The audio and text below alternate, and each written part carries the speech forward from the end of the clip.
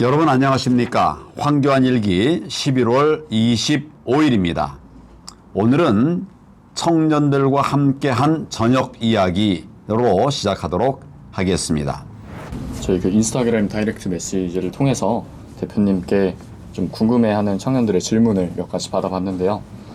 저희 두 청년이 대표해서 질문을 드리게 됐습니다. 그래서 먼저 첫 번째 질문을 먼저 읽어드리자면 저는 미국 샌프란시스코 지역 교민입니다. 혹시 부정선거 방지 국민연대 해외 지부 창설을 계획하고 계시는지 궁금합니다. 라고 질문해 주셨습니다. 지금 이제 부정선거 방지 국민연대가 출범한 지 며칠 안 됐습니다. 우선 이제 초기에 회원들을 모집하고 있고 또 메시지들을 만들고 있는데 점차 이 범위를 넓혀가려고 그럽니다. 전국적인 조직으로 만들려고 그러고 뭐 내가 해외 조직을 만들 생각은 아직은 하지 못했는데 또 이 좋은 지적을 주셨으니까 해외 지부도 만들어서 부정선거를 국제적으로 알리고 또 그것이 우리들에게 부정선거를 막는 힘이 될 수 있도록 그렇게 노력을 하겠습니다. 뭐 조금 아까 우리 부정선거 팩트 전시회 준비팀 모임이 있었는데 그때 마침 그 해외에서 오래 일을 했던 분이 저에게 제안을 냈어요. 뭐냐면 우리가 하고 있는 부정선거 이슈들을 해외하고 공유할 수 있는데 자기 역할을 좀 하고 싶다. 마침 또 그런 분이 생겨서 앞으로는 이제 국제사회와 함께 부정선거라고 하는 것은 우리나라의 고유한 문제가 아니라 우리 민주주의 사회의 어떻게 보면 공적 아니겠습니까? 그래서 같이 협력을 해나가도록 그렇게 하겠습니다. 네, 두 번째 질문입니다. 안녕하세요. 입시 준비 중인 학생입니다. 제가 만약 좋지 못한 대학에 붙었을 때 다시 재수를 하는 것과 좋지 못한 대학에서 열심히 하는 것 중에 무엇을 추천하시나요? 인생에 학벌이 큰 영향을 미친다고 보시나요? 라고 질문했습니다. 저는 학벌 없는 나라를 지향합니다. 뭐 그렇지만 현실적으로는 학벌이 실제로 현저하는 것 같아요. 그래서 이 부분에 관한 해결책이 필요하다 이런 생각을 하고요. 그러니까 재수를 할 것이 나은가 조금 학교를 들어가서 계속 이제 그 실력을 키우는 게 나은가 하는 이 점에 관해서는 뭐 사실 정답이 없죠. 그러니까 저는 재수를 택했었습니다. 그리고 그 선택이 틀리지 않았다 뭐 이런 생각을 해요. 참고를 하시면 좋겠습니다. 네, 감사합니다. 다음 질문 드리겠습니다.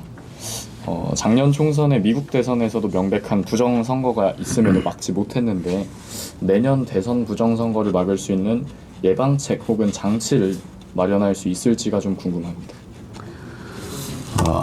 부정선거는 불법행위 아닙니까? 처벌되는 행위예요. 그래도 선거에서 이기기 위해서 부정선거가 이제 횡행하고 있지 않습니까?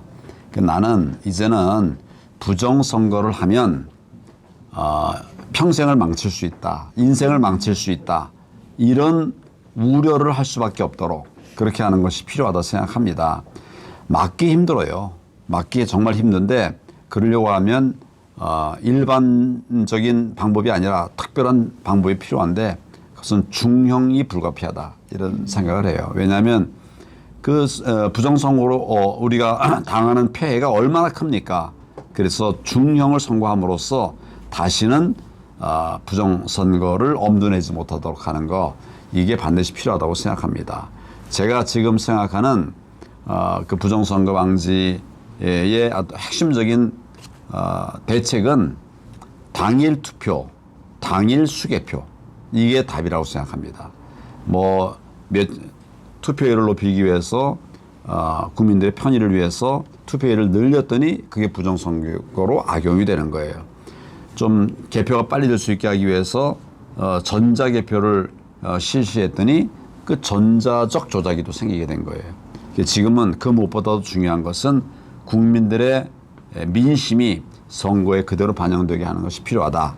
그런 관점에서 부정선거가 없도록 하기 위해서는 중형 그리고 현실적으로는 당일 투표, 당일 수개표, 전자개표가 아니라 수개표 그것이 필요한 정책이라고 생각합니다. 네, 다음 질문입니다. 저는 미국에 사는 유학생인데요. 제가 대한민국의 자유민주주의, 법치주의, 낙태, 동성 반대 등을 위해서 어떻게 싸워야 되고 도움이 될 수 있을까요?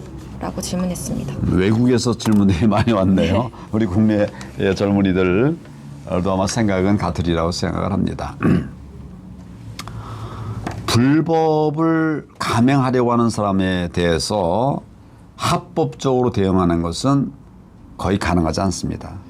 그러니까 불법에 대해서는 불법은 아니라도 아주 강한 뭐 반합법이라고 그럴까요? 뭐 이런 것들 좀 섞어가지고 대응하는 것이 필요하다. 뭐 예를 들면 우리 헌법에는 저항권이라는 게 있습니다. 뭐 이것은 이제 도저히 국민들이 참을 수 없을 때 쓰는 것인데요. 거기까지 가지는 않는다 하더라도 국민들이 힘을 모으면 그 저항권에 준하는 그런 결과를 낼 수 있다고 생각해요. 2019년도에 조국 사태가 있었죠. 네. 국민들에게 정말 분노를 일으켰죠. 뭐 그것을 이제 결과적으로 우리가 극복해낸 것은 이겨낸 것은 광화문 광장에 뭐 몇백만 명의 시민들이 모여서 시민들이 조국 물러나라 그런 시위를 했었죠. 시위나 집회는 법에 보장된 권리입니다. 불법 시위가 문제지 시위 자체는 그 법에 정해져 있는 그 권력인 자유인데 이것을 통해서 조국을 물러나게 한 것이죠. 그러니까 저는 지금도 이런 방법이 필요한 때가 되지 않았나 이런 생각을 합니다. 네, 그럼 이어서 다음 질문 드리겠습니다. 안녕하세요, 황 대표님. 저는 대표님을 지지하는 24살 청년 송주호입니다. 청년 정책에 관련하여 질문 드리겠습니다. 저 같은 경우 지적장애 3급을 가지고 있는데 장애를 가진 청년들을 위한 정책이 혹시 예비된 게 있을까요? 과거에는 우리가 나라가 살기 어려웠습니다. 그래서 사회적 약자, 어려운 사람들에 대한 배려가 많이 부족했어요. 근데 이제는 우리가 세계의 10위권 안에 드는 경제 강국이 되었습니다. 이제는 사회적 약자에 대한 각별한 지원이 필요하다, 도움이 필요하다, 동행하는 것이 필요하다 이런 생각이에요. 그래서 과거에 하지 않았던 부분, 특히 이제 그 지적 장애인이나 이런 여러 장애인들에 대한 지원의 폭을 대폭 늘려야 된다 하는 생각을 합니다.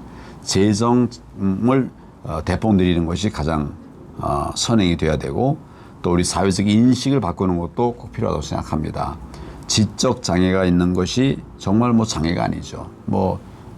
그 경우에 따라서는 그 지적 장애인이라도 얼마든지 훌륭한 예술가 창작가가 될 수가 있기도 하고요. 그래서 그런 인식 개선이 필요한 것 같고 그리고 이제 세 번째는 우리 교육 과정에서도 지적 장애인 등의 장애인 등에 대한 좀 교육이 필요하다. 장애인들을 대할 때 어떻게 할 것인가. 예를 들어서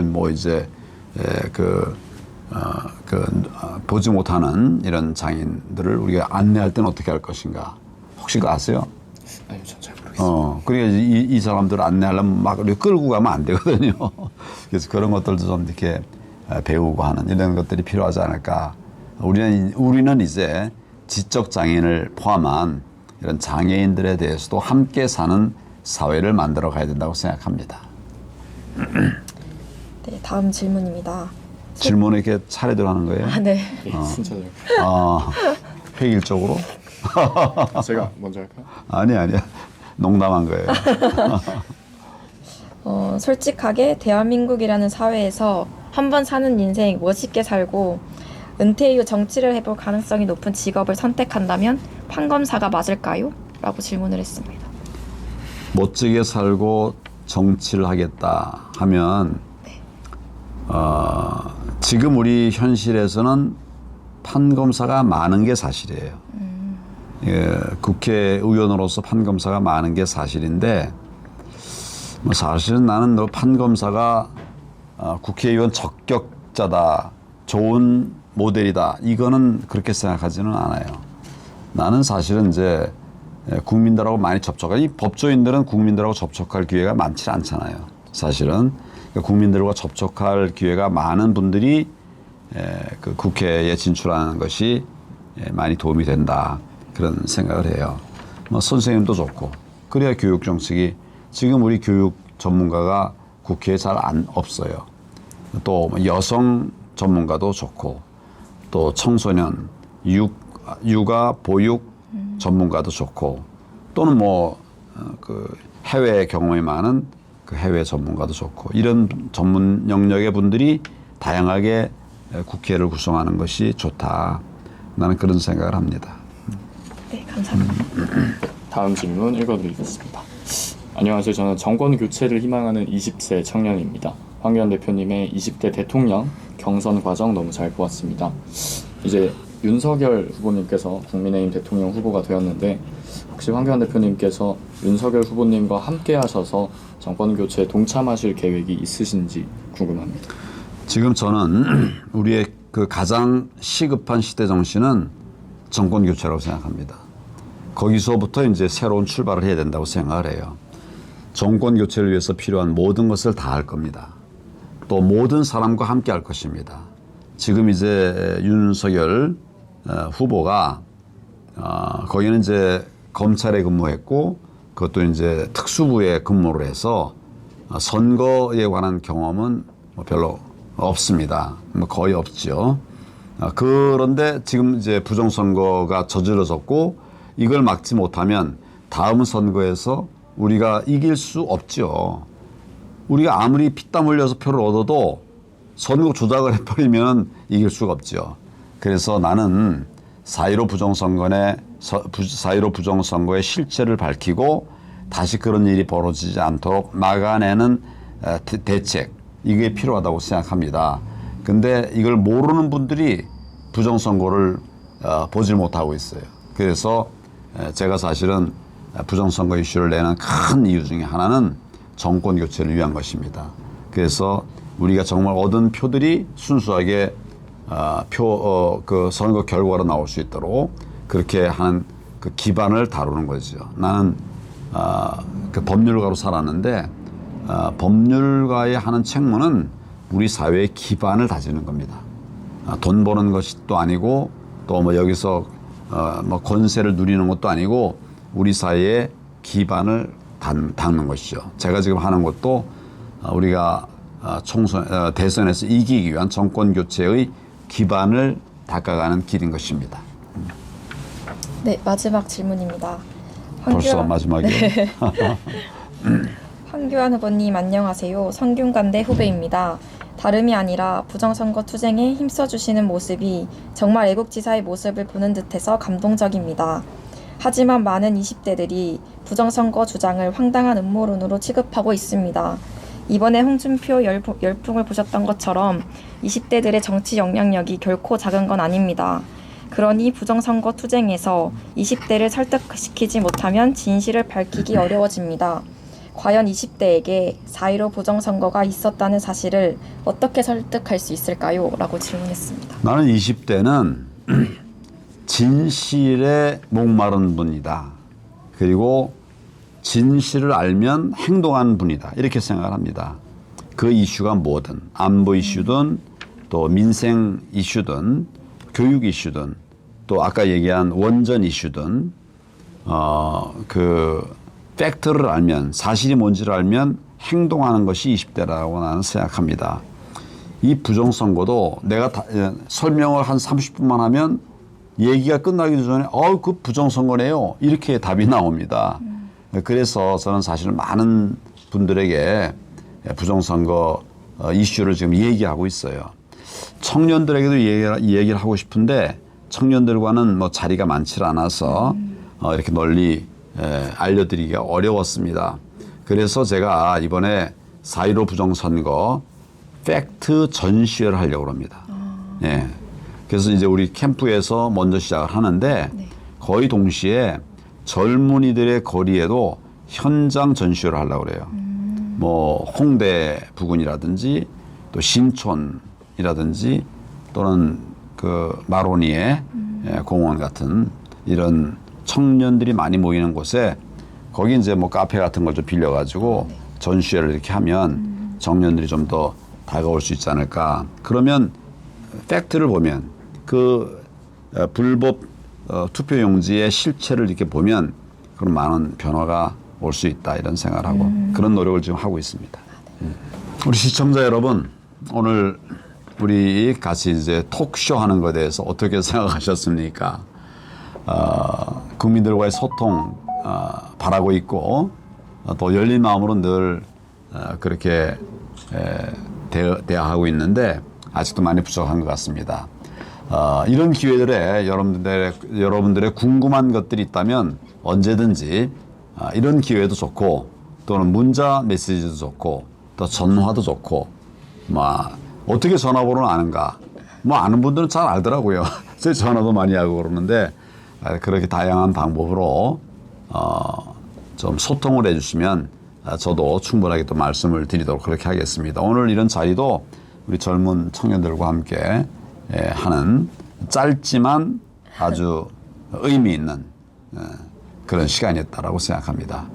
우리 국민 여러분들과 함께 하겠습니다. 또 젊은이들과 함께 새로운 나라를 만들어 가는데 힘을 모으도록 하겠습니다.